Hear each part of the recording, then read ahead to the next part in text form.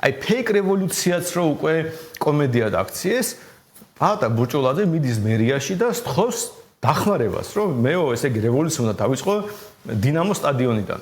და დინამო სტადიონից უნდა დავიწყო რევოლუციაო, იმიტომ რომ კარგად გადავეტევით, კარგად დავთვლითო, ასე ისე, მაგრამ პატრა სტადიონი არ ისე, მაგრამ გარეთ დადგება, ხალხი არ აუშავსო და მიდის მერიას ნებართვას თხოვს.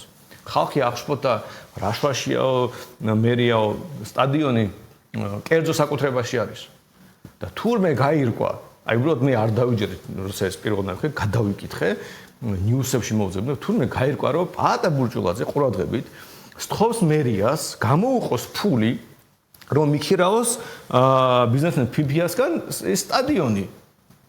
ანუ ქართულ ოცნებას ოპოზიციას თხოვს ფულს, რომლითაც იქირაებს სტადიონს, სადაც შეკრიბავს ხალხს, რომლითაც მე დაამხობს ქართულ ოცნებას. აი რა ქვია მას ახლა? ეს ხო არის რაღაც ტიპის ფსიქიკური აშლილობა, ხო? ოღონდ დიდ მასშტაბში გავრცელებული, აი ბევრ ადამიანში.